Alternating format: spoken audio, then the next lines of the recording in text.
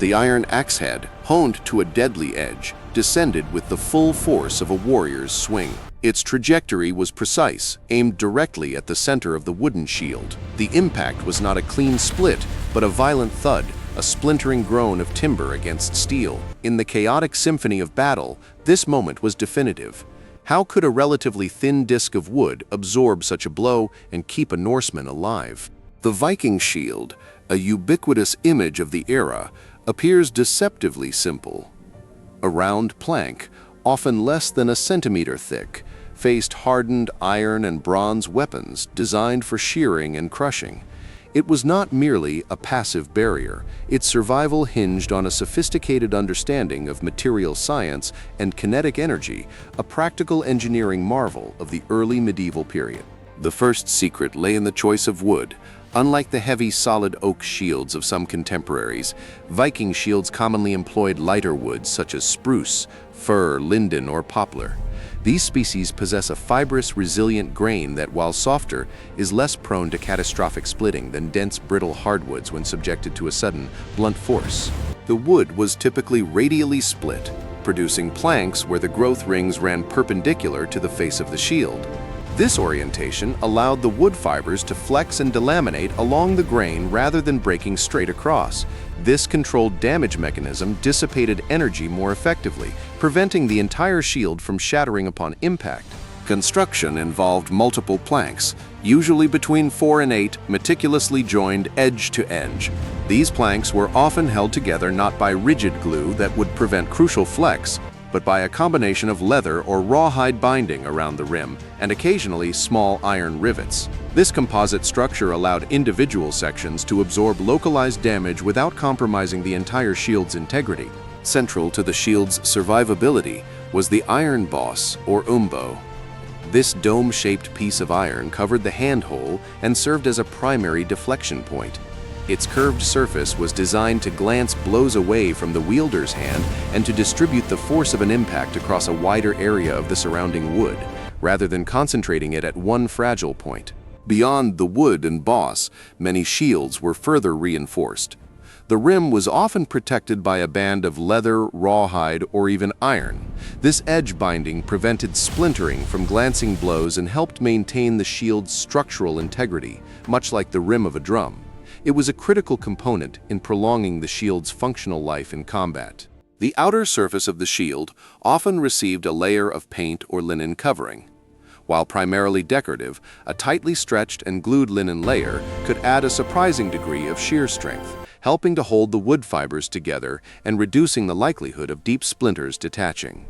This superficial layer played a subtle but significant role in overall resilience. Crucially, the shield was not meant to be an immovable wall. The Norseman's fighting style dictated its usage. Rather than passively absorbing every impact head-on, the shield was actively maneuvered.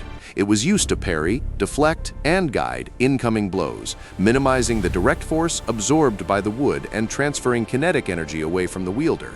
The single central grip, allowing the warrior to hold the shield loosely or firmly, provided unparalleled agility. This flexibility enabled quick adjustments, allowing the shield to roll with a blow, dissipating force by moving with the impact rather than resisting it entirely. It was an extension of the warrior's arm, not a static barrier. The Norse combatant was trained to instinctively angle their shield, presenting it in such a way that an axe or sword strike would glance off the curved boss or slide along the surface of the wood. This technique significantly reduced the pressure on any single point, distributing the energy of the impact over a larger area and exploiting the weapon's tendency to follow the path of least resistance. In a shield wall, the collective strength of multiple shields provided an even greater defense. Each shield supported its neighbors, and the overlapping construction meant that a blow penetrating one shield might be caught by the one behind it, or deflected by the adjacent one. This communal defense was a formidable human system of protection. The practicality of the Viking shield extended to its repair. A shield that had taken a grievous blow, but still largely intact, could often be patched or reinforced between engagements. New planks could be inserted, bindings retightened, or even new bosses riveted into place.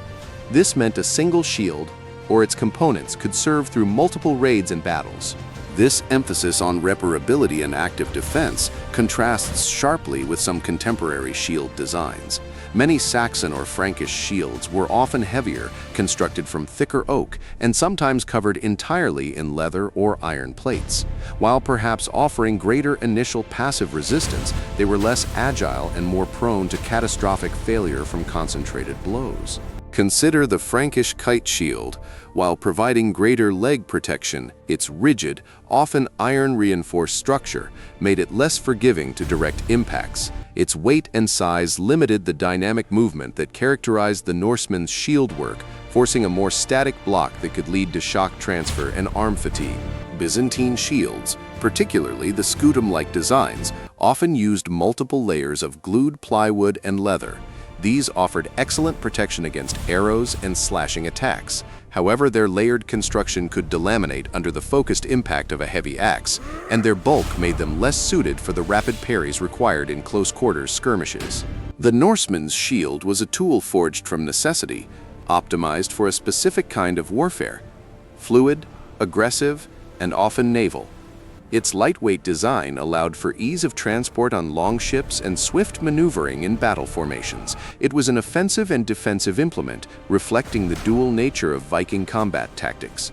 This preference for lighter, more dynamic equipment extended to other aspects of their gear.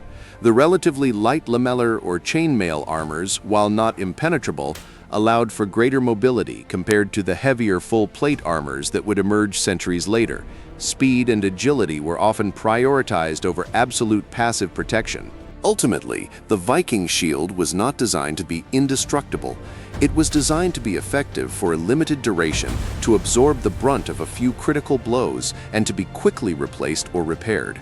Its engineering was a calculated trade-off between weight, cost, protection, and the dynamic requirements of Norse combat. The era of the quintessential Viking shield, as a primary and indispensable piece of personal defense, eventually began to wane.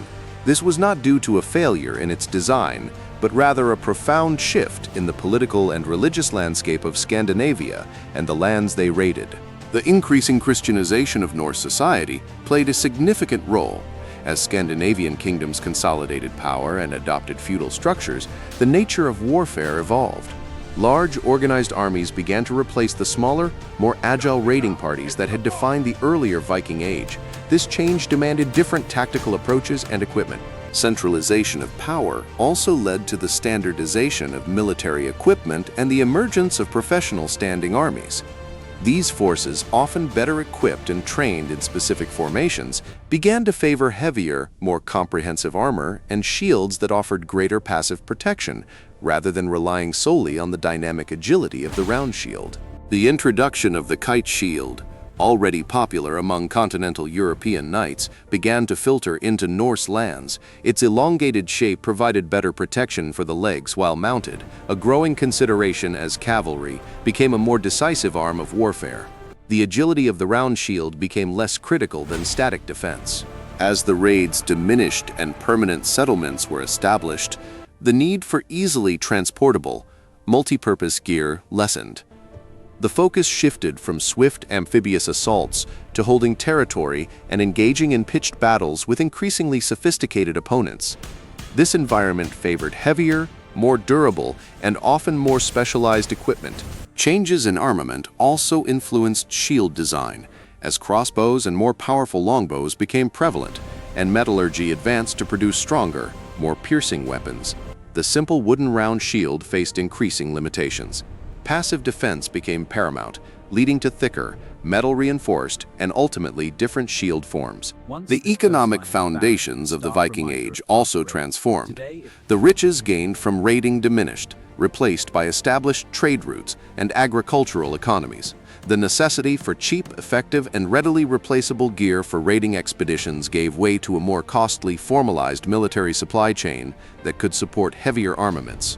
The evolution of infantry tactics also played a role. As battlefields grew larger and formations became more rigid, the individualistic agility facilitated by the round shield gave way to a preference for shields that could form a more robust static wall. The rise of pike formations and massed archers demanded different forms of protection and collective defense. Furthermore, The very identity of the Viking warrior transformed.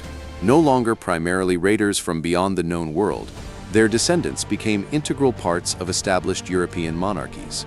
Their military needs aligned with those of their new states, leading to the adoption of prevalent European military technologies and practices. The longship itself, an icon of the Viking Age, gradually faced obsolescence in its pure raiding form. Larger, purpose-built warships and merchant vessels began to dominate maritime trade and warfare. Without the need for lightweight, easily stowed equipment for rapid amphibious assaults, the specialized advantages of the round shield diminished. The economic cost-benefit analysis also shifted. While the initial Viking shields were relatively inexpensive to produce and repair locally, the increasing demands for standardized, often imported materials and the professionalization of arms production led to different manufacturing priorities. Efficiency in large-scale production superseded bespoke local craftsmanship. By the 1/12th century, the round shield, though still occasionally seen in peripheral regions or among less affluent warriors, had largely been supplanted across Scandinavia and the former Viking settlements. It remained a powerful symbol, but its practical reign on the battlefield had ended, replaced by newer, more specialized designs tailored to a changing world. This transition was not a sudden abandonment, but a gradual evolution driven by a confluence of socio-political, technological, and economic forces. The adaptable Norseman, ever pragmatic, simply adopted the tools best suited for the new challenges they faced, just as they had innovated the round shield for their initial age of expansion. The legacy of the Viking shield is not found in its individual indestructibility, but in its collective pragmatism. It represented a sophisticated, if unwritten, understanding of engineering, tactics, and resource management. It was a tool optimized for its specific environment, a testament to the Norse genius for adapting and innovating with available materials and knowledge. Its practical design, blending resilient woods, a deflecting boss, and dynamic handling, allowed a relatively fragile item to stand against the most brutal weaponry of its age. It was a temporary sacrificial defense designed to buy crucial seconds for counterattack or tactical repositioning, embodying the aggressive spirit of the Norse warrior. The Viking shield survived not by being an impenetrable barrier, but by being a smart, adaptable system of defense that empowered its wielder to fight another day. What other seemingly simple Viking technologies might hold similar hidden depths of practical engineering?